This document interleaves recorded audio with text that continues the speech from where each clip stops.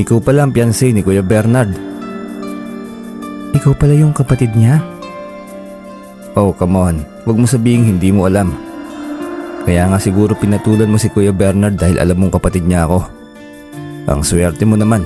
Ang baba kasi ng taste ni Kuya pagdating sa babae kaya ayan, pinatulan ka niya. Maniwala ka, hindi ko alam na kapatid mo siya noong magkakilala kami sa Japan. Okay, kung yan ang gusto mong paniwalaan ko. Alam ba ni Kuya na may lahi kang mambabarang? Ano? Huwag ka nang magmaang-maangan pa.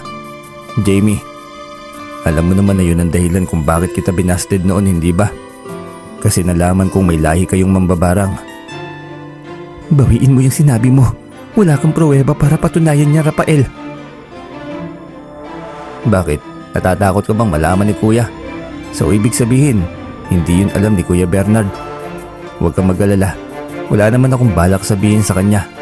As if naman na may pakialam ako. Diba?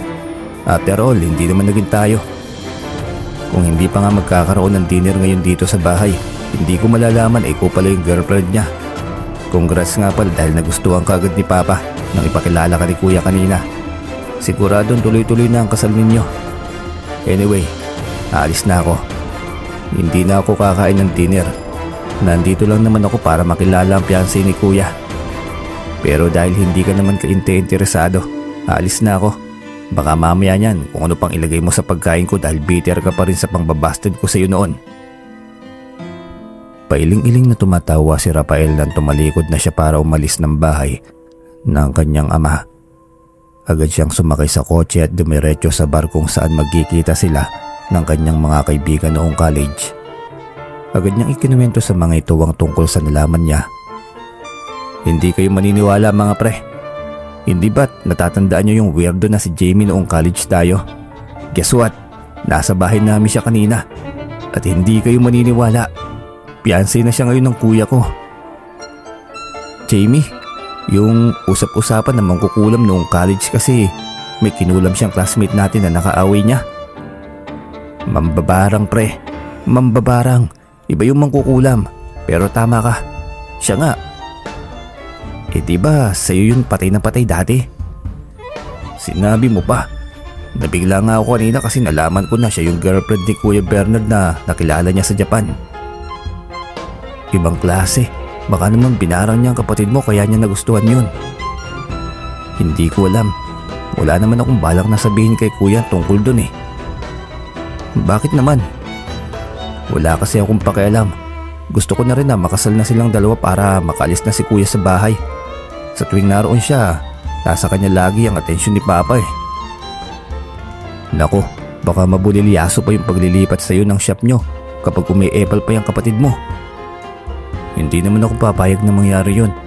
Matagal nang naipangako sa akin ni Papa yung furniture shop namin. Akin lang talaga yun. Nagpatuloy na sa pag-iinom ang magkakaibigan nang bigla na lamang tumunog ang cellphone ni Rafael. Ayaw pa sanang sagutin yun nung una dahil nasa gitna na sila ng kasiyahan at medyo marami-rami na rin silang naiinom. Pero pinilit na siya ng mga kaibigan na sagutin yon dahil baka importante raw. Dahil doon ay nagpaalam muna siya sa mga tropa niya at lumabas na muna sa may exit door kung saan hindi masyadong malakas ang tunog ng tugtog doon na nagpe-play. Hindi na niya tinignan pa kung sino yung tumatawag. Sinagot niya na lamang yon kaagad. Hello? Hello? Sino to? Ang kuya mo to, Rafael. Lasing ka ba?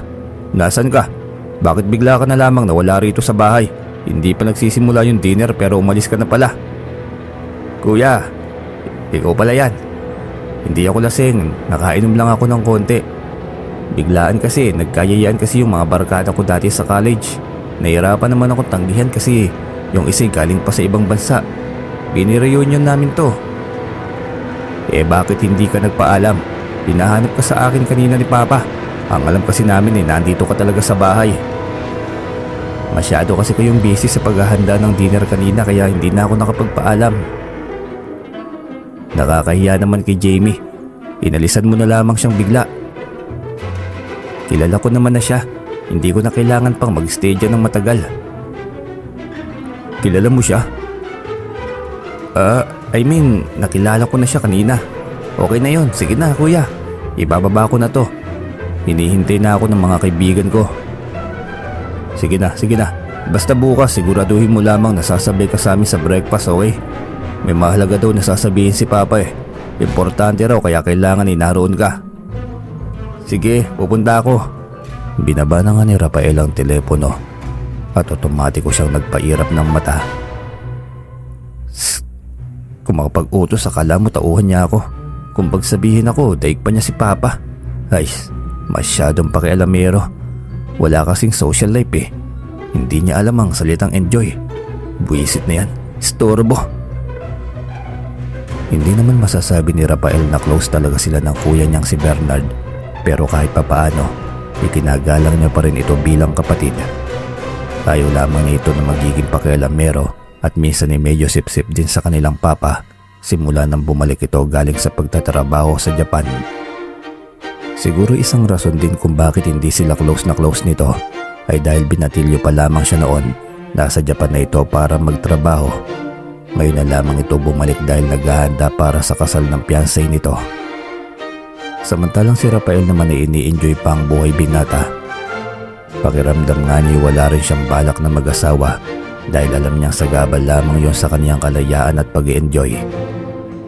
Pagkatapos ng pag-uusap nila ng kapatid ay bumalik na siya sa mga kasamahan niya kung saan ay tila nakipagbiruan pa sa kanyang kaibigan niyang si Dave. May ide-dare ako sa iyo, Rafael. Ha? Dare? Anong dare naman yan? Hindi mo pa naman napapatunayan talaga na mambabarang yung magiging soon-to-be sister-in-law mo? I think so pero naniniwala talaga ako eh. Wala pang proof, hindi ba? Oo nga. Ide-dare kita ngayon na patunayan mo na mambabarang siya. What? Ano namang klaseng dare yan? Trip-trip lang. Papatunayan mo lang naman kung legit eh. Kapag napatunayan mo, ipapapultang ko yung kotse mo. Ano? G ka ba? Sira ka talaga, Dave. Wala ka na yatang magawa sa buhay mo eh. Katuwaan nga lang eh. Ewan, busy ako. Pero update kita kapag papayag na ako. Sige, hindi ko ang sagot mo. Bahala ka, pultang din yon. Napailing na lamang si Rafael at nakipag-cheers sa kaibigan at muling nagpakalango sa alak. Kinabukasan gaya ng ipinangako ni Rafael, sumabay nga siya ng almusal sa kanyang kuya Bernard at sa kanyang papa. Kung siyang papipiliin ay mas gusto na lamang niya na matulog kahit sumasakit ang ulo niya sa hangover pero ayaw niyang pahalata yun sa ama. Bakit yata ang tamlay mong kumain, Rafael? Wala ka bang gana? Hindi naman ho, Papa. Kumakain naman ho ako. Binabagalan ko lamang para madali akong matunawan. O baka naman hindi ka makakain ng solid food dahil lang hanap mo yung mainit na sabaw para dyan sa hangover mo. Hangover? Hindi naman ho pa. Talaga lang, sa tingin ko lasing ka. Talagang inuna mo pa yung makipag-inuman kaysa sa dalawa ng dinner na inihahanda namin ng kuya mo. Nakakahiya kay Jamie. Wala ka ron. Bigla mo siyang inalisan.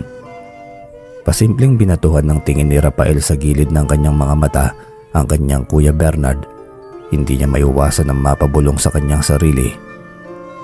Sinabi niya pa kay Papa tungkol sa pagbabarko kagabi. Bakit nalaman ni Papa? Isinumbong niya ba ako? Ano? Bakit hindi ka makapagsalita? Lasing ka ba talaga? Hindi nga ho pa. At saka hindi naman ho formal dinner yung kagabi, hindi ba?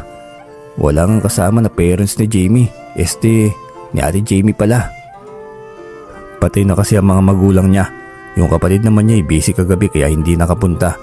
Pero next time na magsiset ako ulit ng dinner, nangako naman siya na pupunta na siya.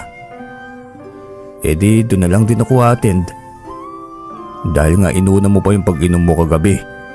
Hindi ko inakala na ganito na mangyayari sa iyo pagkatapos ng graduation mo, Rafael. Akala ko'y matutulungan mo na ako sa pagpapatakbo ng negosyo natin. Itong kuya Bernard mo na lamang lagi ang nakikita ko sa shop. Binibigyan niya ng oras ang negosyo natin, kita mo. Kahit busy siya sa pag-iintindi ng kanyang kasal. 6 na buwan pa naman bago ako ikasal pa. Medyo matagal pa yun kaya nga kahit papaano'y tumutulong pa rin ako sa shop. Gawang-gawa naman yung ginagawa ni Kuya Bernard, Papa.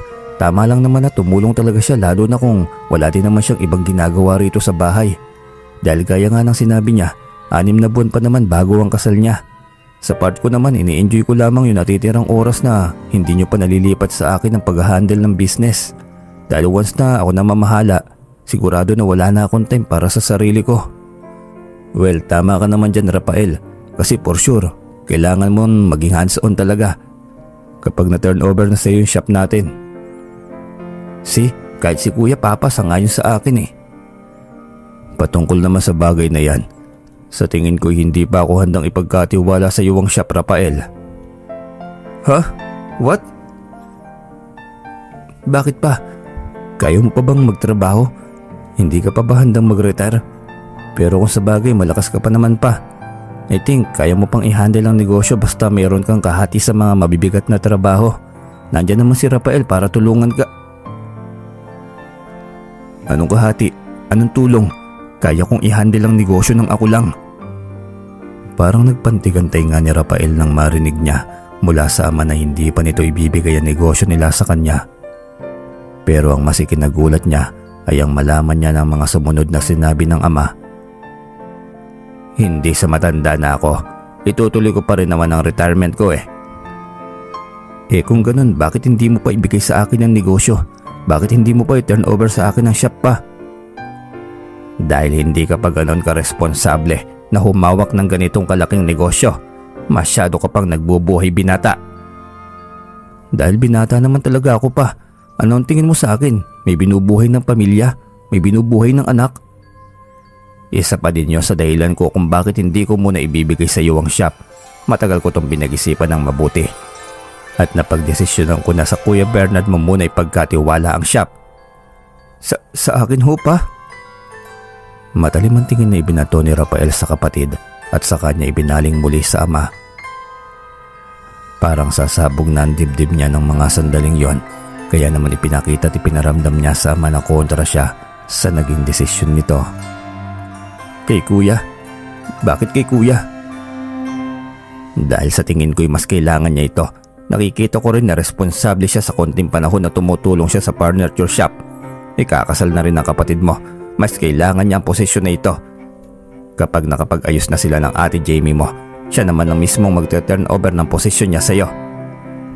Pero pa, tapos na ang pag-uusap natin dito. Pinal na ang desisyon ko. Pinunasan pa ng ama ang gilid ng labi nito. Gamit ang towel napkin at saka mabilis nang tumayo sa upuan. Saka umakyat ng silid nito sa ikalawang palapag ng bahay. Naikuyom ni Rafael ang kanyang kamao. Punong-puno siya ng galit sa kanyang Kuya Bernard. Hindi ko alam na yung palang plano ni Papa, Rafael.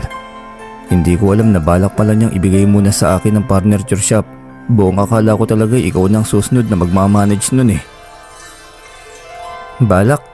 Anong balak? Hindi na lang yun isang balak. Kuya, talagang ibibigay na sa iyo ni Papa ang shop.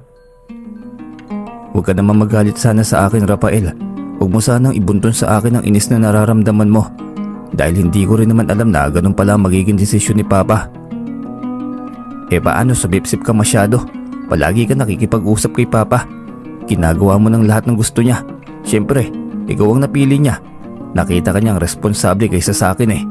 Ibig sabihin, iyon ang pinakita mo sa kanya. Hindi naman sa ganun, Rafael. Ginagawa ko lang naman ang trabaho ko at sinusunod ko lang naman ang mga utos ni Papa. Pareho lang naman tayong nagtatrabaho ng mabuti sa shop. Lagi ka kasing wala. Inihintay mo lamang i-turn over sa iyo ni Papa yung shop. Hindi mo tuloy nakikita na kailangan niya pa rin na makakaalalay sa kanya. Dahil hindi pa naman siya tuluyang nagre-retiro. Hindi, Kuya. Iba ka. Ikaw palaging bida. Simula nang mag-ibang bansa ka, simula nang pumunta ka sa Japan, lahat na lang inaabangan ng pag-asenso mo. Ako, lagi na lang ako nasa likod mo. Lagi nilang idinidikit ang pangalan ko sa iyo. Tapos ngayon, kapag nalaman ng lahat na sa iyo pala ibibigay ang shop, ano na lang ang iisipin nila sa akin?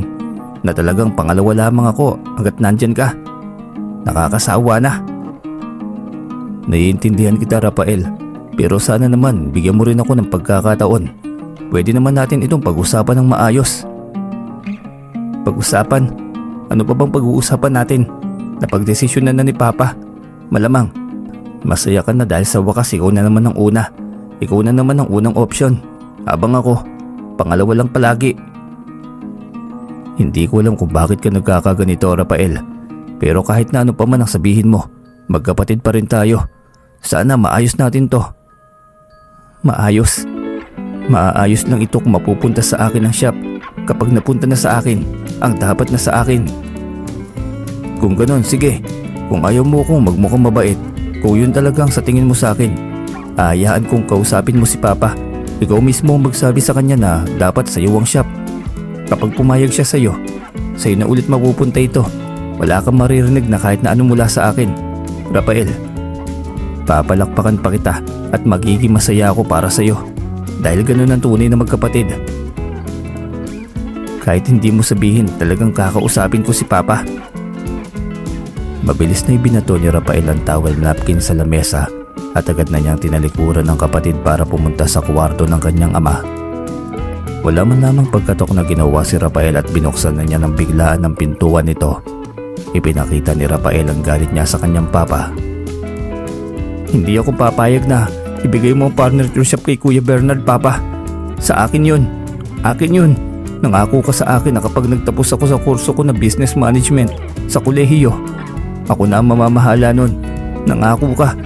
Tapos bigla mong babaliin ang pangako na yun. Rafael, maghinay-hinay ka.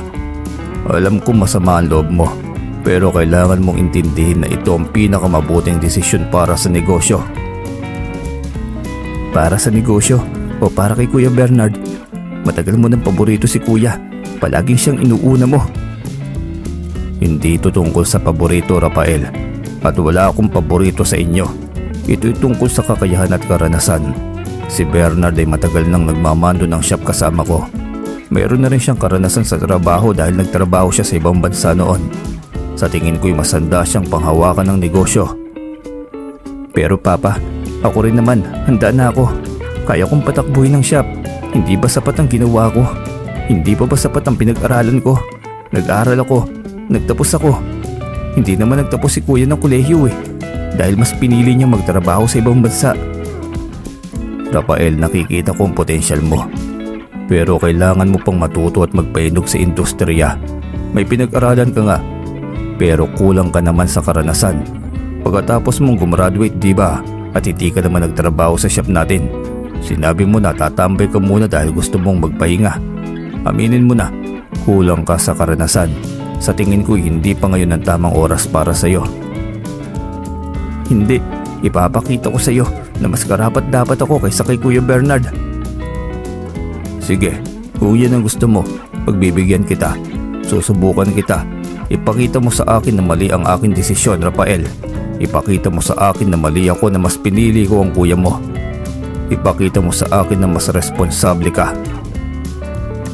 Kapag nakita ko ang potensyal mo, ibabalik ko ng walang pagdadalawang isip ang pagtitiwala ko sa iyo sa ating shop. Sige Papa, tinatanggap ko. Ipapakita ko na nagkamali ka. Ipapakita ko na mali ka ng pagkakakilala kay Kuya. Ipapakita ko na mas responsable ako kaysa sa kanya. Tinalikuran ni Rafael ang kanyang ama at mabilis siyang lumabas ng silid nito. Lihim niyang naikuyom ang kanyang kamao. Nang mga sandaling yun ay ibang nasa isip niya. Imbes na patunayan sa ama na mas karapat dapat siya at pagbutihan ng mga trabaho sa shop, ibang naiisip niyang gawin. Yun ay ang pagmukhain niyang masama ang kanyang kuya at ipakita sa ama na hindi ito tunay na responsable gaya ng iniisip nito. Kinabukasan ng gabi nabuo ang plano ni Rafael sa kanyang isipan. Nakalatag na ang plano niya kung paano niya mababaliktad ang sitwasyon. Planchado na kay Rafael kung ano ang magiging unang hakbang niya. Nasa harapan na siya noon ng nakasaradong pinto ng silid ng kanyang kapatid kung saan ay sunod-sunod siyang kumakatok doon. Pasok! Nang marinig niya dahan-dahan niya nang binuksan ng pintuan, nakita niya sa loob noon ang kanyang Kuya Bernard. Nasa harapan nito ng kanyang laptop at may tinatype doon. Nang iangat ng kapatid ang paningin sa kanya, Napansin niya na medyo nagulat pa si Bernard nang makita siya. Ikaw pala, Rafael. Akala ko hindi mo na ako papansinin simula ng pagtatalo natin kahapon sa almusal. Pasensya na sa inasal ko kahapon, kuya. Naku, wala yun. Gaya nga ng sinabi ko. Naiintindihan kita. Buti na lang talaga humupa na ang galit mo sa akin. Ano palang ginagawa mo rito? May kailangan ka ba? Napag-isip-isip ko at napagdesisyonan ko na tama si Papa. Sa tingin ko kailangan ko ng experience sa trabaho. Kung ganun, ibig bang sabihin pumapayag ka sa naging desisyon ni Papa? Hindi pa gaano pero hindi pa naman agad magre-retiro si Papa. May 2 buwan pa. Kaya gagamitin ko ang 2 buwan na yun para kumuha ng sapat na experience sa trabaho. Magandang balita yon, Rafael. Anong plano mo? Pwede bang magtulong tayo? Ituro mo sa akin yung mga nalalaman mo at ituturo ko rin naman sa iyo yung mga nalalaman ko. Ayos lang ba yun sa iyo, kuya? Oo naman, ba't hindi? Mas pabor nga ako sa gusto mong mangyari. Mas ayos sa akin yung nagtutulungan tayo. Pasasaan ba't pareho naman natin mapapakinabangan ng paglago ng shop? Siguradong yun din ang gusto ni Papa, yung nagtutulungan tayo. Tamang-tama, kuya. Ako nang unang magtuturo noong mga nalalaman ko, Kuya Rafael. Mayroon akong party na pupuntahan ngayon. Ako lang ang dapat na pupunta pero naisip ko na isama ka na rin. Ha? Bakit party? Party na ano ba yan? Simpleng party lang to. Socialize. Mahalaga sa business yung marami kang kilalang tao. Mahalaga rin sa business yung nakikipag-socialize ka dahil diyan ka magkakaroon ng koneksyon. Mali mo, makakilala tayo doon ng tao na interesado sa business natin. Baka mag-invest sila sa atin. Kaya ngayon gusto kitang isama. Sigurado ka ba dyan? Alam mo naman na hindi ako mahilig sa mga party na yan eh. Alam ko pero hindi naman tayo pupunta doon sa party lang. Pupunta tayo doon para sa business. Kung sa bagay, tama ka naman. Sige na nga, sasama na nga ako sa iyo. Sige kuya, magbihis ka na. Ihintay na lang kita sa kotse. Malawak ang pagkakangiti ni Rafael habang lumalabas siya ng silid ng kanyang kapatid. Sa isip niya hindi na siya makapaghintay pa. Hindi niya alam, wala naman talaga kaming pupuntahan na party. Ano ko nasisiraan ng ulo para ipakilala kita sa mga big time kong kaibigan. Hindi pa ako nasisiraan ng ulo para bigyan ka ng koneksyon na kailangan mo, Kuya Bernard. Pagkarating sa baray nagpanggap si Rafael na palingon-lingon sa paligid. Nagpapanggap siya na may hinahanap kahit wala naman talaga. Niyaya niya ang kapatid niya sa taas na kumuha ng isang area na nakareserve lamang para sa kanilang dalawa. Waiter, isang case nga ng beer dito sa table namin. Agad na sumunod yung waiter at mabilis na lumisan. Bumulong naman sa kanya ang Kuya Bernard niya dahil kung simpleng pag-uusap lamang bakit hindi sila magkarinigan dahil sa lakas ng tugtog ng buong paligid. Akala ko ba may party? Nasaan na yung mga kaibigan mo? Wala pa nga Baka napaaga yata tayo ng dating. Ganun ba? Pero 8:00 na ng gabi Hindi early bird yung mga kaibigan ko, kuya.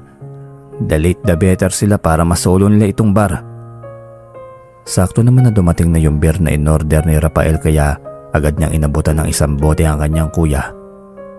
Habang naghihintay, uminom na lamang din muna tayo, kuya. Doko, baka naman malasing ako nito. Ano ka ba naman? Beer lang yan, no? Hindi naman heavy drinks yan Alam mo naman na mahina ako sa alak. Huwag kang KJ, kuya. First time nga lamang nating magbar nang tayong dalawa lang I-enjoy na muna natin to habang wala pa sila. Magbanding muna tayo. Ayos, sige na nga. Nag-cheers pa sila noon at nang makita na umiinom na nga ang kanyang Kuya Bernard, hindi na naman mapigilan ni Rafael ang lihim na mapangisi. Sige lang, malasing ka lang, kuya, para naman hindi mo maalala na may meeting tayo bukas sa furniture shop. Bulong pa nito sa kanyang sarili. Makaraan lamang ang ilang saglit ay tila may konting tama na ang kapatid ni Rafael. Iba na ang pamamaraan ng pananalita nito. Alam mo, Rafael, salamat at sinama mo rin ako dito. Alam mo naman na minsan lang ako makapag-relax ng ganito. Simula nang magtrabaho ako sa Japan noon. Talagang sa trabaho lang itinutuon ang atensyon ko. Walang anuman kuya, kailangan mo rin naman ng pahinga para kahit papaano makalimutan mo mga problema sa shop. At saka sa kasal namin ni Ate Jamie mo, masyado rin akong abala.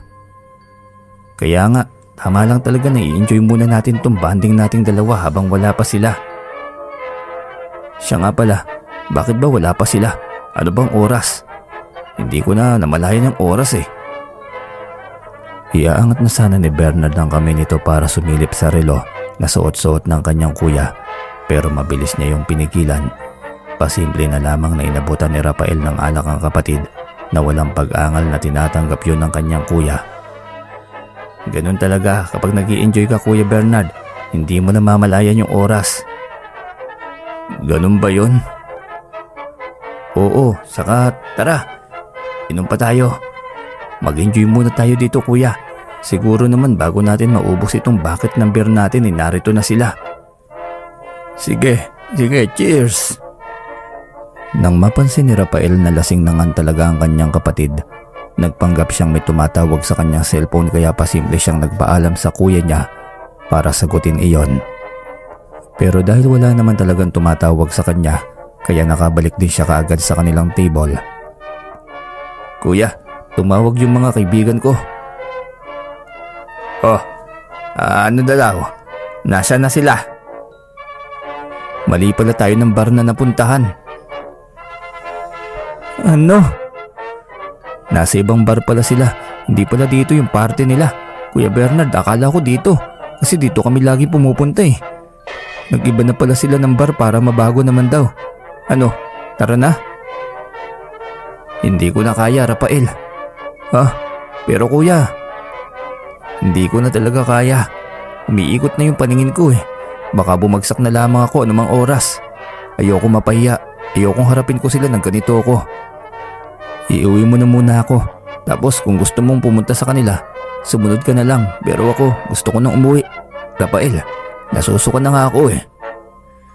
Sige na nga kuya, pero hindi na kita maihatid sa bahay ah. Doon na lamang kita hatid sa unit ko. Masyadong malayo kung uuwi pa kita sa bahay. Around the corner lang naman kasi yung bar na pupuntahan ko eh. Sige, kahit saan. Sige, tara na kuya. Aalalayan na kita.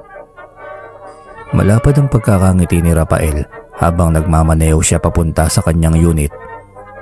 Nasa passenger seat ang kuya niya at nakatulog na dahil sa sobrang kalasingan. Habang nagmamaneho siya'y naririnig niyang nagre-ring ang cellphone ng kanyang kuya. Nang makita niya sa caller ID ang pangalan nito, ay ang fiancé ng Kuya Bernard niya na si Jamie.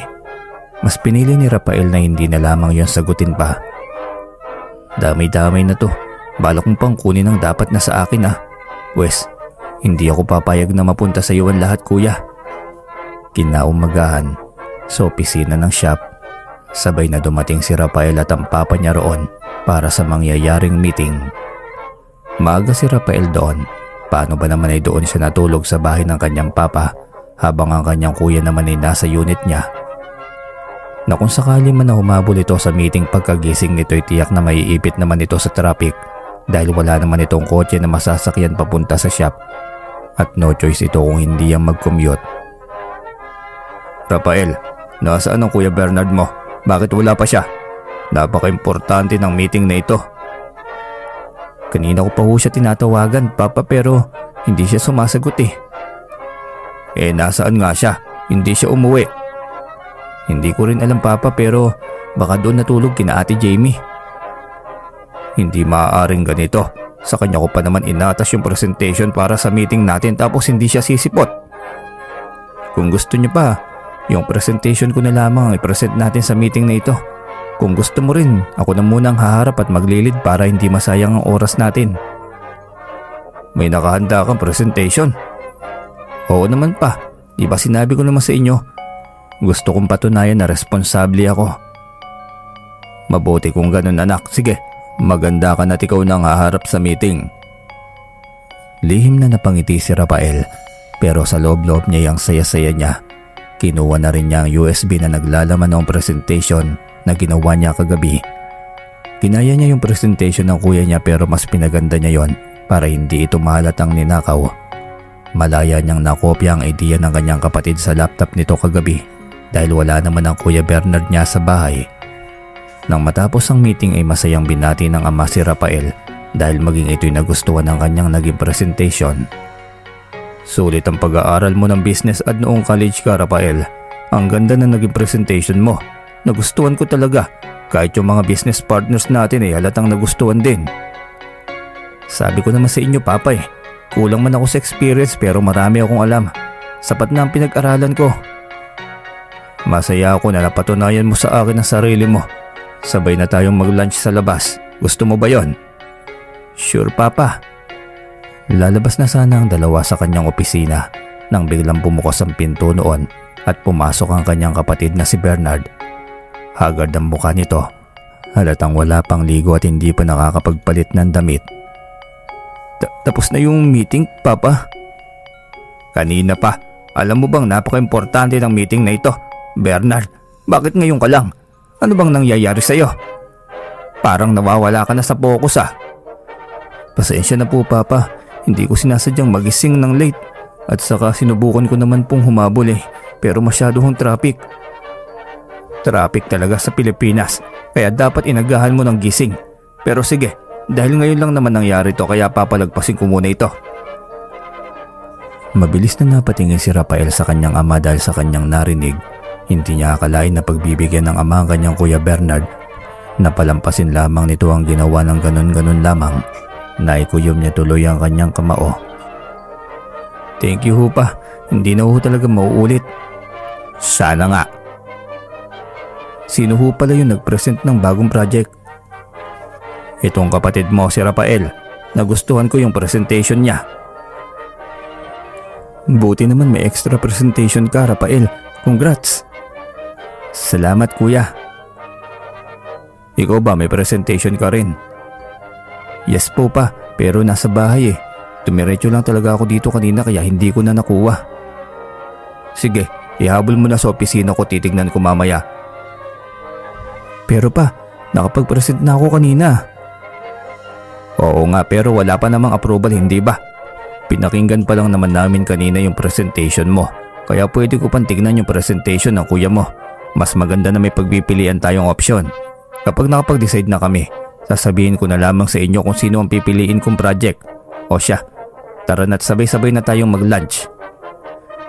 Nauna nang naglakad ang ama nila habang naiwan naman silang dalawa ng kanyang kuya sa pinagkakatayuan nila. Lumapit naman sa kanya ito. Hindi ko alam na sa unit mo pala ako dinala. Ikaw ang nagsabi na doon na lang kita dalhin kagabi, kuya. Sabi mo kasi gusto mo na magpahinga. Talaga ba? Wala na akong maalala Pasensya na kung inagawan pa kita na matutulugan. Saan ka ba natulog kagabi? Sa bahay ba? Oo kuya. Nalasing din kasi ako tapos doon pala ako hinatid ng mga kaibigan ko. Actually, nabanggit ko na dapat kasama kita kagabi pero yun nga, hindi natuloy kasi lasing ka na nga. Sayang nga daw Pero meron akong ipapakilala sa iyo mamaya. Meron silang logistic business. Kausapin mo siya kuya para maging business partner din natin siya. May panibagong plano na namang naisip si Rafael. Ako? Ba't ako? Ikaw na lang. Total kaibigan mo naman pala siya Kaibigan ko nga siya. Kuya, kaya lang parang ang weird naman kung lalandiin ko siya para mapapayag lamang sa business partner natin. Lalandiin ko? Baliw ka ba? Magagalit ang ate Jamie mo sa akin pag nalaman niya yan. About naman sa business to kuya At isa pa, mas prepare niya yung mas matanda. Kaya madali mo makukuha ang loob niya. Pas, ayoko Rafael. Malaking problema yan. Ayoko magka-problema kami ni Jamie lalo na't malapit na ang kasal namin. Aalis na sana ang kapatid niya pero mabilis niya itong pinigilan. Teka lang kuya. Pas talaga ako dyan. Rafael, ayoko talaga.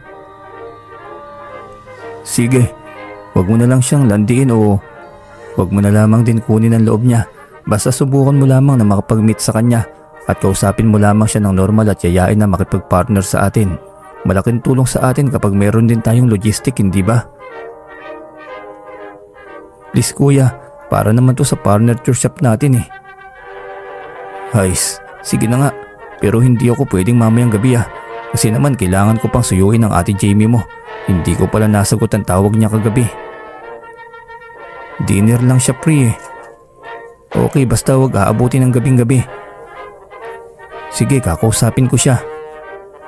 Nasa madilim na bahagi ng gusali si Rafael ng mga oras na yon, kung saan inabutan niya ng pera ang isang bayarang babae. Dapat magpanggap ka na isang mayamang babae mamaya. Magpanggap ka na may-ari ka ng logistic business. Magpaganda ka at magsuot ka ng sexy. Lasingin mo yung lalaking dadalhin ko sa iyo mamaya. Gets mo ba? Sumang-ayon naman sa kanya ang babae, kung saan tuwang-tuwa ito sa laki ng perang ibinigay niya. Muli na naman na napangisi si Rafael. Sinisigurado niya na may sasakatuparan niya ang kanyang susunod na plano. Dumaan ang gabi at nakatanggap na nga ng tawag si Rafael sa babaeng binayaran niya, na agad naman niyang sinagot. Ibinalita nito na iniwan na lamang niyang lasing ang kapatid niya sa loob ng kotse. Doon ikumpirmado niya na tagumpay na naman ang kanyang plano. Good job, maaasahan ka talaga.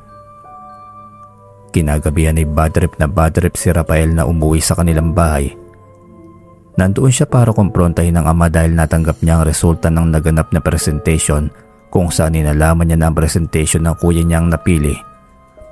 Papasok na sana siya ng gate ng bahay nila, pero agad na lumabas doon ang kasintahan ng Kuya Bernard niya na si Jamie. Buti naman naabutan kita, Rafael. Bakit? Ano bang kailangan mo sa akin? Pwede ba na sa ibang araw na lamang tayo mag-usap? Kailangan kong kausapin si Papa.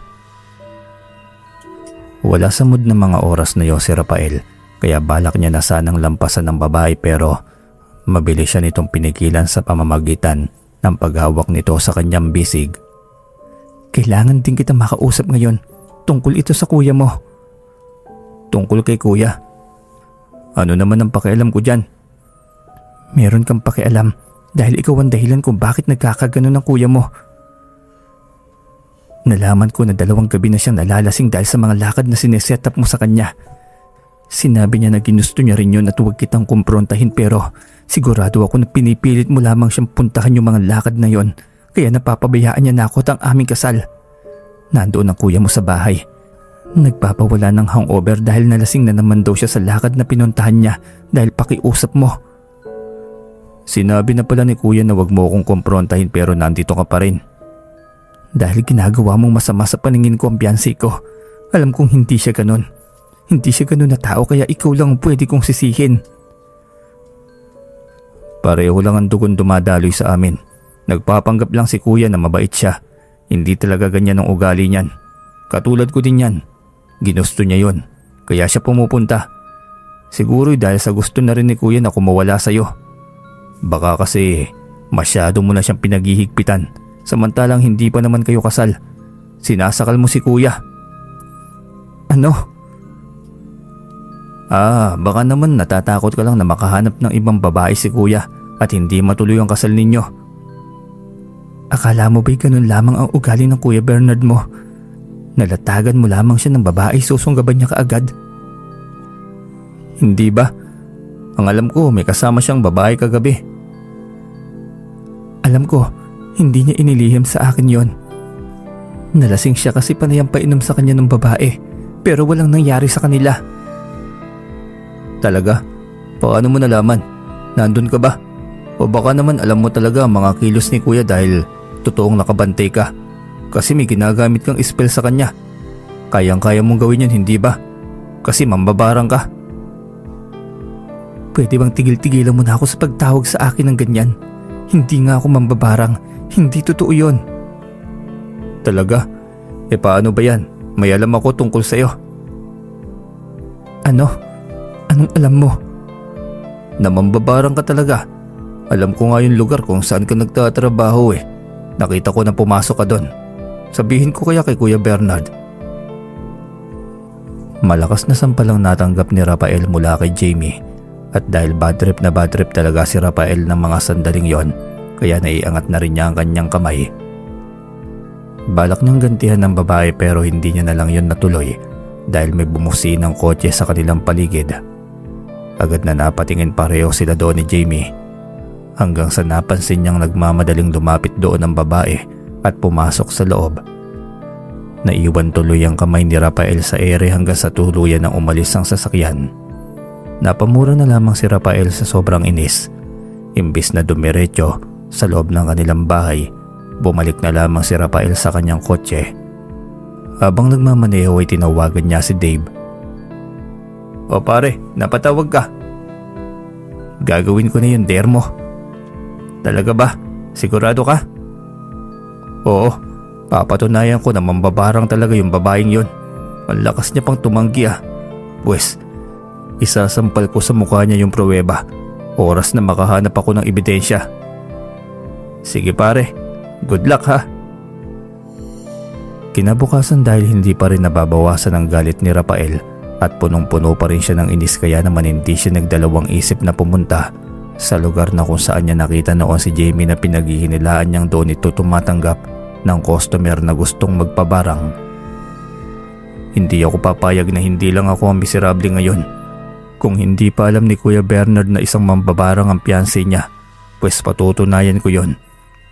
Kapag nalaman niya, hindi ganoon ang pagkakakilala niya kay Jamie, siguro naman makikipaghiwalay siya rito.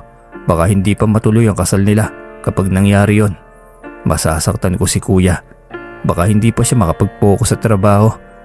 Tama, ito na ang magiging next na plano ko."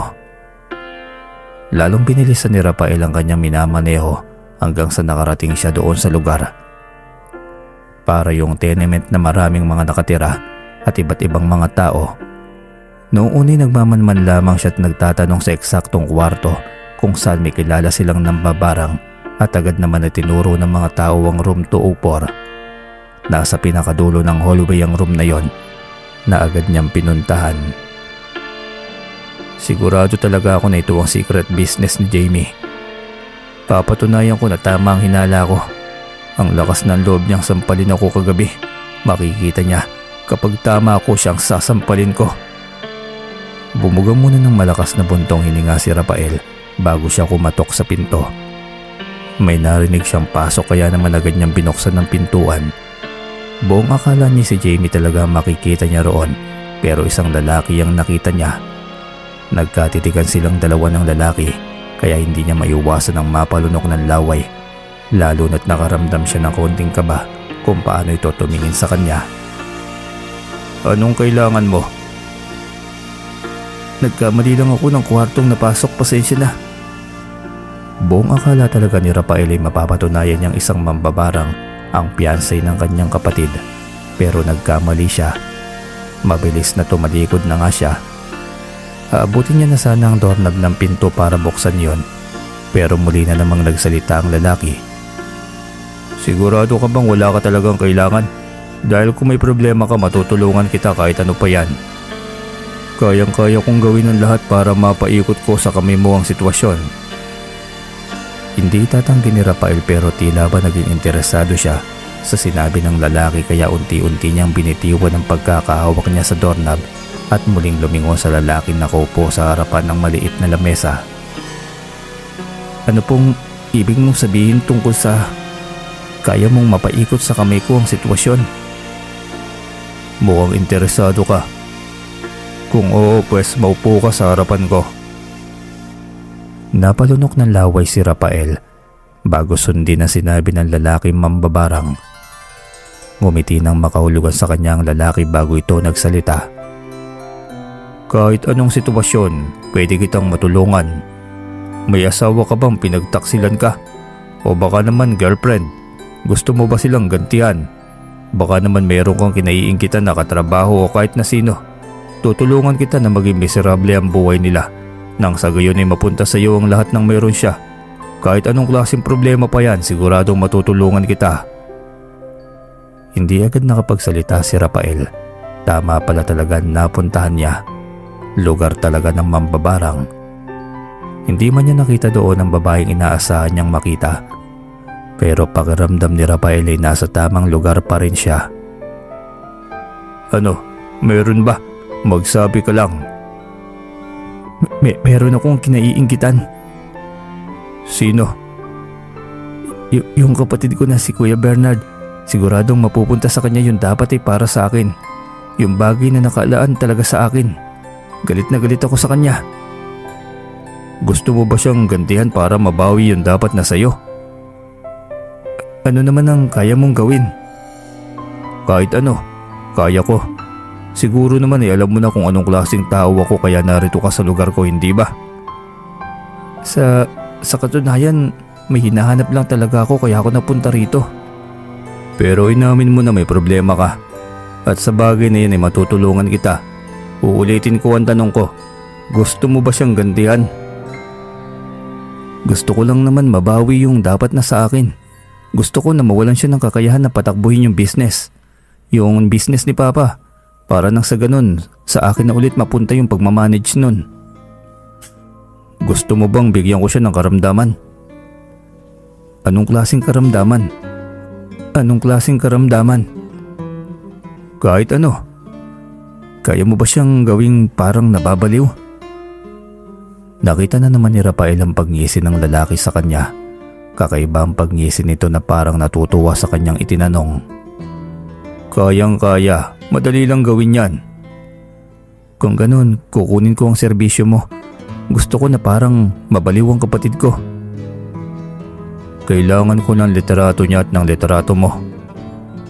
Pati ang literato ko? Oo, kailangan ko rin ng literato mo dahil ililipat ko sa iyo ang mga natatamasa niya ngayon na kinakaingitan mo. Teka lang, mukhang may literato kami dito nang kami magkasama. Agad na inilabas ni Rafael ang kanyang wallet at kinuha sa loob nun ang literato nilang dalawa ng kanyang Kuya Bernard. Magkasama sila sa literato na yon kaya hindi maiwasan ni Rafael na matitigan muna yon ng ilang segundo.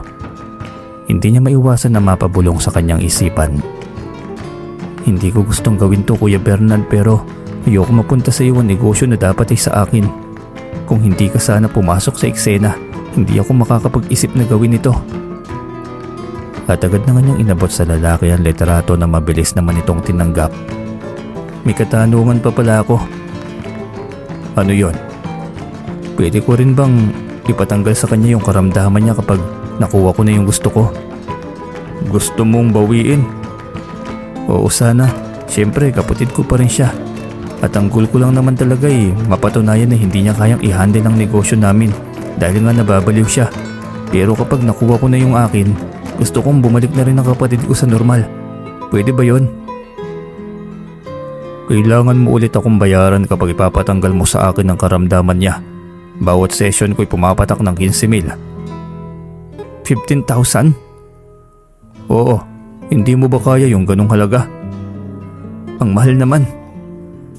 Kasi magaling ako. Kung hindi mo kaya, pwede ka namang umatras na. Hindi. Go lang ako. O siya, magbayad ka na ngayon. Kumuha na nga ng pera si Rafael sa kanyang wallet habang naglilitanya pa rin. Basta siguraduhin mo lang na mangyayari yung gusto kong mangyari. Nagkakaintindihan ba tayo? Oo naman, hintayin mo lang. Lahat ng gusto mong mangyari, yun ang mangyayari. Dahil uulitin ko, magaling ako sa larangan na to at hindi ka magsisisi. Mabuti naman kung ganun. Hindi ko gusto na hanggang salita lang. Gusto ko may makita akong resulta. Oo ba? Kaya lang papalahanan muna kita. Na ano? Tungkol naman saan? Na kung ano man ang mangyari, tandaan mo na ikaw ang lumapit sa akin at kinuha ang serbisyo ko. Walang ibang pwedeng sisihin kundi ikaw lamang at ang sarili mo. Wala na akong pakialam doon. Basta malaga, makuha ko yung dapat na sa akin. Pagkatapos niya magpag-usap sa lalaking mambabarang ay nagmamaneho na ngayon si Rafael papunta sa kanyang unit.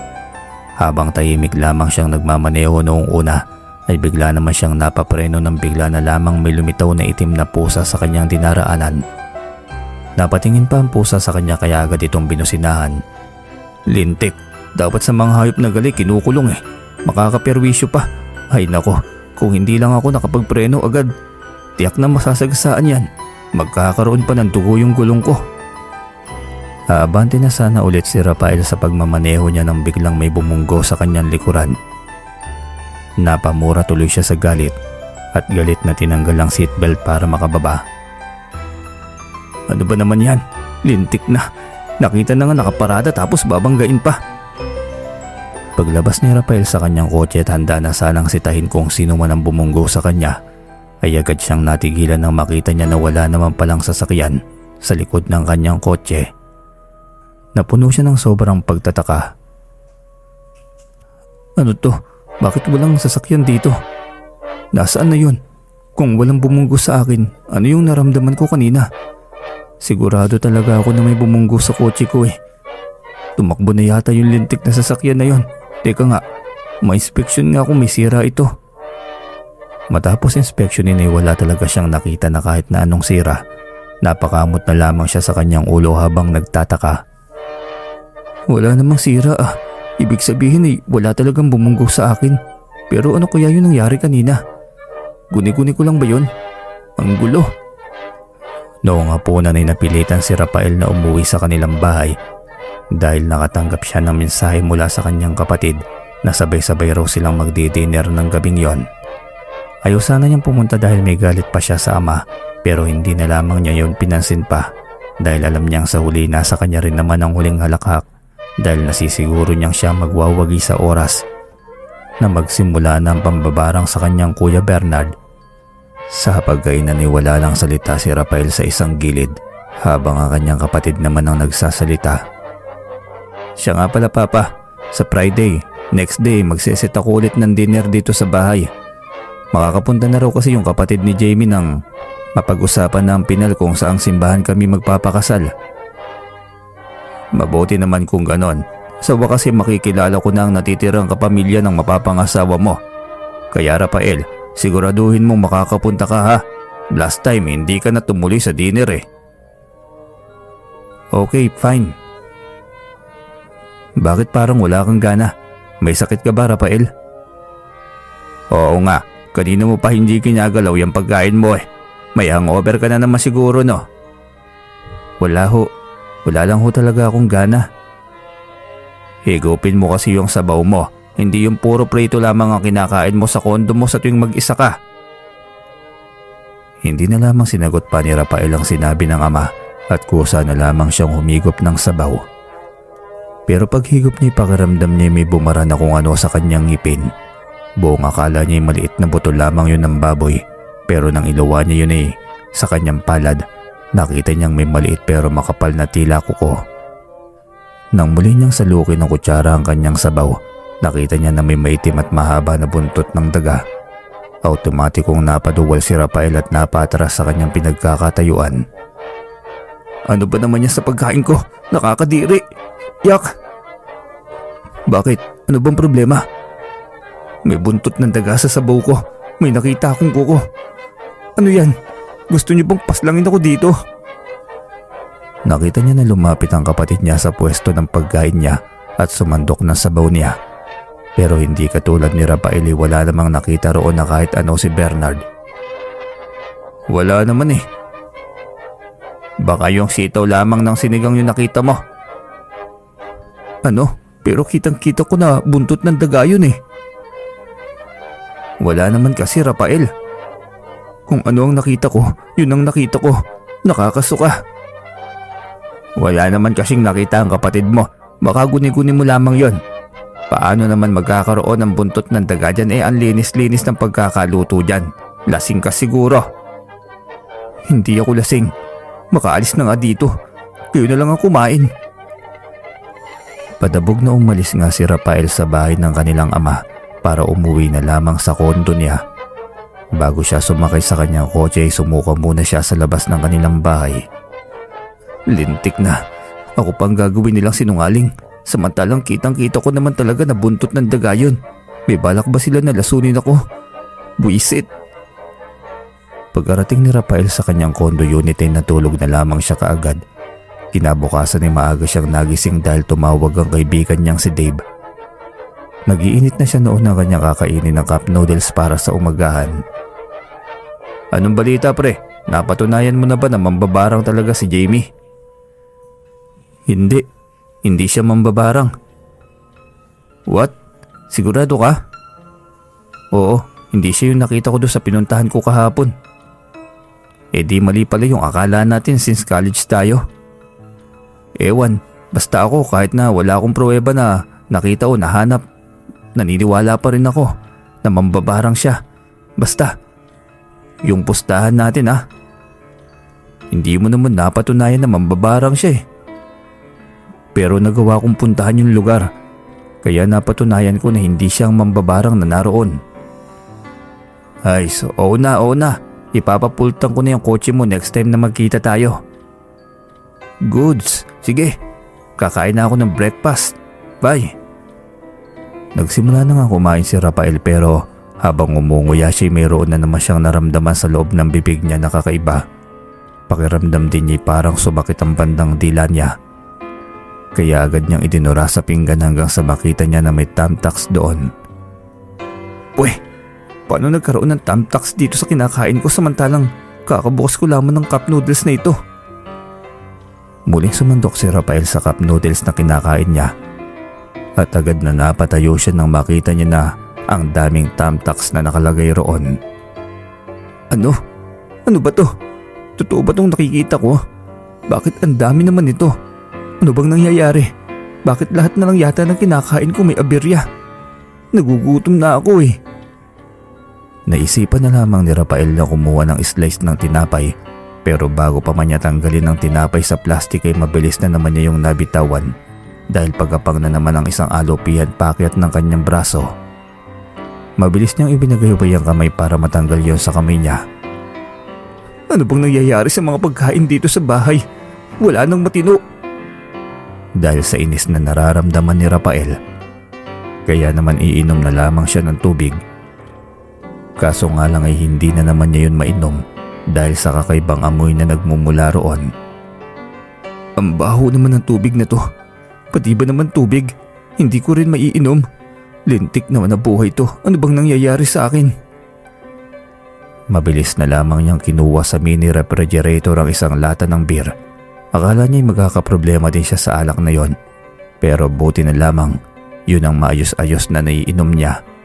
Kahit ang aga-aga pa'y nilantakan na niya talaga yung alak dahil nga sobrang uhaw at gutom na niya. Hindi na niya namalayan na nakakalima na siyang beer kaya tinamaan na siya ng kalasingan at nakaidlip na sa may sopa. Hindi alam ni Rafael kung gaano na siya katagal na umidlip pero bigla siyang nalimpungatan nang may marinig siyang tawa sa kanyang paligid. Iminulot niya ang kanyang mga mata kung saan ay nakita niya na may isang tao na nakatingin sa kanya ng diretsyo pero dahil sa kalasingan niya kaya hindi niya maaninag kung sino yon. Nanlalabo ang kanyang mga mata at umiikot din ang kanyang paningin kaya hindi niya mawari ang mukha na yon. Hindi rin niya mawari kung anong boses yun dahil parang nag-i-echo lamang yun sa kanyang pandinig. Sino ka? Paano ka nakapasok dito sa kondo ko? Hindi mo na kailangan pang malaman kung sino ako. Ano? Umalis ka na kung ayaw mong tumawag ako ng guard. Kaya mo ba? Sa tingin ko ay hindi. Sa sobrang kalasingan mo kahit pa yata paslangin kita ngayon ay hindi ka na makapanlalaban pa. Pinilit ni Rafael na makabangon sa kanyang pagkakahiga pero hindi niya magawa dahil sa sobrang hilo na kanyang nararamdaman. Isang malakas at nakakaloko tuloy na tawang narinig niya mula sa boses na yon. Nagugustuhan mo ba ang regalo ko sa iyo? Regalo? Anong regalo bang tinutukoy mo? Sino ko ba talaga ha? Wala akong natatanggap na regalo. Sigurado ka bang wala? I-enjoy mo lang mga regalo na yan. Tignan natin kung pagdating sa huli, magmamataas ka pa rin. Kikilalanin mo kasi kung sino ang binabangga mo. Nakahanap ka tuloy ng katapat mo. Kusa na lamang nawala sa pandinig ni Rafael ang malakas na tawa na yon dahil nga tuluyan na rin siyang bumagsak dahil sa kalasingan. Paggising niya'y maggagabi na noon, agad siyang bumangon mula sa sopa at doon ay naalala ang nangyari. Hindi ako pwedeng magkamali sa nakita at narinig ko kagabi. Parang may tao talaga rito sa unit ko. Hindi yun basta panaginip lang. Pero sino kaya yun? Naputol ang mga malalim na pag-iisip ni Rafael nang maramdaman niya na parang sumakit bigla ang kanyang tiyan. Pakiramdam din niya'y bumabaligtad ang kanyang sikmura. Naisip ni Rafael na baka dahil iyon sa pag-iinom niya ng alak noong umaga na wala man lamang laman ng kanyang tiyan. Dahil doon kaya mabilis siyang tumakbo papunta sa lababo ng banyo. Sumuka siya doon pero hindi niya maintindihan kung bakit parang ang haba ng sinusukan niya. Dinukot niya ng kamay niya ang loob ng bibig para matulungan mailabas kung ano man yon. Nang mahawakan niya yun ay agad niyang hinila. Automatiko ng laki ang mga mata ni Rafael. Nang makita niya ang isang itim at tila maduming panyo na inilabas ng bunganga niya. Ang sumunod pa doon ay nagsuka siya ng dugo dahil kitang-kita niya na may mga karayom din na nakatusok doon sa panyo. Nakaramdam ng sobrang takot si Rafael lalo na't hindi niya may paliwanag kung ano ang nangyayari sa kanya. Saan galing to? Bakit may lumabas na panyo na may karayom sa tiyan ko? Ano bang nangyayari sa akin? Muli pa siyang dumura ng dugo dahil ramdam niya ang hapdi ng kanyang lalamunan. Pakiramdam din ni Rafael ay nanghihina siya sa hindi may paliwanag na dahilan. Nanlalabo na ulit ang kanyang paningin hanggang sa hindi niya nakayanan pa na napatumba siya sa kanyang banyo at nawalan ng malay. Nagising si Rafael sa hindi niya nakasanayang silid. Hindi yung silid niya sa kondo, kundi kwarto niya yon sa bahay ng kanyang ama. Agad siyang napabangon pero agad din niyang ininda ang sakit ng kanyang braso. Sobrang sakit nun, na para bang may nakabaon doon na kung ano. Pero saglit lang niyang napagtuunan yon ng pansin dahil biglang bumukas yung pinto ng kwarto at pumasok si Kuya Bernard niya. Doon pa lang napagtanto ni Rafael na bakit parang wala namang nangyayari sa kanyang kapatid. Bakit parang okay na okay lang si Kuya? Hindi pa ba nagsisimula yung barang sa kanya nung lalaki? Bakit parang wala namang nagbabago sa kanya? Buti naman gising ka na, Rafael. Anong ginagawa ko rito sa bahay ni Papa? Sa pagkakaalam ko, nandun ako sa kondo ko ah. Natatandaan mo ba na nawalan ka ng malay? Naabutan kita sa kondo mo na nasa sahig ka lamang ng banyo mo eh. Mukhang nawalan ka ng malay habang mag-isa ka. Buti na lang talaga nung hindi mo sinasagot ang tawag ko ay nagpasya akong puntahan ka sa unit mo. Kung hindi ako pumunta baka hindi pa namin alam na nahimatay ka na pala. Buti na lamang din at wala kang binagsakan ng matigas na gamit doon sa loob ng banyo mo. At buti na lang din kasi walang tinamaan yung ulo mo. Dadalhin pa nga sana kita sa ospital eh. Kaya lamang naamoy ko naman yung alak sa katawan mo. Kaya naisip ko na lasing ka lang. Kaya ayun, dito na lang kita dinala sa bahay ni Papa. Si Papa, nasaan? Huwag kang mag-alala, hindi ka papagalitan ngayon ni Papa. Bakit naman? Siyempre, andito ang ate Jamie mo eh. Kaya hindi ka talaga papagalitan ni Papa. In good mood siya ngayon lalo na ngayon na ngayon dinner. Pupunta mamaya rito yung kapatid niya. Nang marinig ni Rafael ang pangalan ni Jamie ay tila agad na natauhan siya sa lahat ng nangyayari sa kanya. Oo nga pala, bakit ko nakalimutan na hindi ko pa naman talaga napapatunayan na isang mambabarang si Jamie. Siya kaya ang gumawa nito sa akin kaya nangyayari sa akin yung mga hindi may paliwanag na bagay na yon. At saka yung boses sa kondo ko, sigurado ako na siya yun. Ginagantihan niya siguro ko. Naikuyom ni Rafael ang kanyang kamao at agad na umalis sa kama. Saan ka pupunta, Rafael? Kahit na naririnig niya ang sinabi ng kapatid ay hindi niya ito pinansin at agad na lumabas ng silid. Kahit grabe rin ang pananakit ng kanyang braso ay hindi niya yun iniinda. Nang makita niya si Jamie na kausap ang ama ay walang pagdadalawang isip na sinigawan niya ito. Hoy, mambabarang ka! Anong ginagawa mo sa akin ha? Rafael, ano bang nangyayari sa'yo? Bakit mo ba sinisigawan ang ate Jamie mo? Dahil binabarang niya ako, Papa. Ano? Ano bang sinasabi mo, Rafael? Isa siyang mambabarang. Hindi yan totoo, Rafael. Sagot naman ni Jamie. Hindi totoo.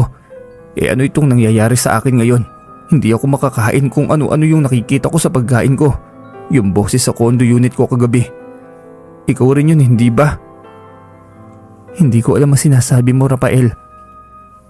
Kasama ko ang ate Jamie mo buong gabi, Rafael. Lasing ka pa ba? Kung ano-ano nang sinasabi mo eh. Alam ko kung ano ang sinasabi ko. May nakakain akong tamtax. Tapos yung sinuka kong panyo sa kondo ko, may mga karayom. Totoo ang lahat ng sinasabi ko. Binabarang ako ng babaeng yan. Tumigil ka na, Rafael. Nakakahiya ka. Huwag niyo na ngang ipagtanggol ang mambabarang na yan. Totoo ang sinasabi ko. Isa siyang mambabarang. Natigil ang tensyon sa buong sala nang marinig nila na may nag-doorbell na sa labas ng bahay. Nandyan na ang kapatid ni Jamie. Umayos ka, Rafael. Mamaya na tayo mag-usap. Pero totoo ang sinasabi ko. Isa siyang mambabarang. Sinabi nang tumigil ka na eh. Tama na, Rafael. Please lang. Tara na, Jamie. Pagbuksan na natin ang pintuang kapatid mo. Nawala ng saysay ang pagwawala ni Rafael dahil walang naniwala sa mga sinabi niya. Kahit ang ama niya ang sama ng tingin sa kanya. Babalik na lamang sana siya sa kwarto niya pero otomatiko siyang natigilan nang matanaw niya ang lalaking sinundo ng kanyang kapatid sa labas ng kanilang bahay. Parang bumagal ang takbo ng mundo ni Rafael at bumilis din ang tibok ng puso niya. Hindi siya makapaniwala sa nakikita niya. Papa, eto nga pala yung kuya ni Jamie, si Kuya Jano. Ikaw? Sambit naman ni Rafael.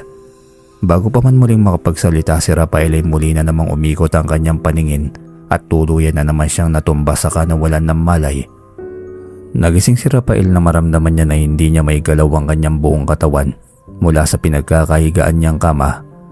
Hindi naman nakatali ang kanyang mga kamay at paa pero hindi talaga siya makakilos. Maya-maya pa'y unti-unting bumukas ang pinto ng silid at ang sumunod niyang narinig ay ang pagkakalak ng pintuan. Dumalim ang paghinga ni Rafael nang makita niya na yun ang lalaki na bisita nila. Ang kuya raw ni Jamie kung saan ito yung mambabarang na nakausap niya noong nakaraang araw. Kahit gusto niyang sumigaw ay hindi niya may lakas ang kanyang boses. Pakiramdam ni Rafael ay may kumokontrol sa kanya ng mga sandaling yon. Nagulat ka ba nang makita ako? Kahit ako nagugulat din ako sa nakikita kong takot sa mukha mo eh. Binabarang mo ko. Hindi mo binarang si kuya. Ako ang binabarang mo. Umupo ang lalaki sa upuan na nasa tabi lamang ng kama ni Rafael. Nanlaki pa ang mga mata ng binata nang makita niya na may inilabas na maliit na kutsilyo o mambabarang. Tama ka, dahil hindi ko nagustuhan ang ginawa mo sa kapatid ko. Wala akong ginagawa kay Jamie. Talaga ba? Nakita ko na muntikan mo na siyang sampalin noong gabi na sinundo ko siya. Hindi lang yun, sinisira mo rin ang relasyon niya kay Bernard. Totoo naman kasi na mambabarang siya. Sa aming dalawa, ako lang ang mambabarang, kaya wala kang karapatan na ipangtakot ang bagay na yon sa kapatid ko. Ngayon na kilala mo na ako, siguro naman ay kilala mo na kung sino ang kinakalaban mo. Anong ginagawa mo? Dumoble ang takot na nararamdaman ni Rafael nang makita niya na hawak-hawak na ni Jano ang kutsilyo. At inangat na rin ito ang manggas ng kanyang suot na t-shirt. Tatanggalin ko na yung inilagay ko sa katawan mo. Hindi ba't sumasakit ang braso mo? Ano? Tinuturuan lang kita ng leksyon, Rafael. At ngayon nakilala mo na kung sino ako. Siguro naman na magiging mabait ka na sa kapatid ko. Ayoko nang makita pa na tinatakot at inaagrabyado mo si Jamie. Dahil alam mo na ngayon kung sino ang makakalaban mo at kung ano ang pwedeng mangyari sa'yo. Hindi ko rin naman intensyon na pahirapan ka ng sobra. Wala rin naman akong intensyon na paslangin ka dahil siyempre kapatid ka pa rin na mapapangasawa ni Jamie.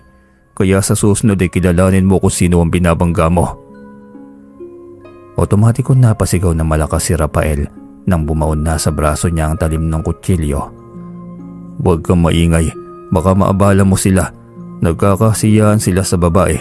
Huwag mo na rin subukan pa na magpumiglas dahil lalo lang tayong matatagalan. Nagpaalam lang ako para magbanyo. Sa sobrang sakit na nararamdaman ni Rafael ay parang nahihilo na naman siya. Pero kahit na ganoon ay kitang-kita niya pa rin ang pagpasok ng kamay ng lalaki sa kanyang braso at tila ba kinakalkal ang loob noon. Hindi rin ito iniindang maraming dugo na lumalabas sa braso niya. Para itong may kinukuha doon sa loob.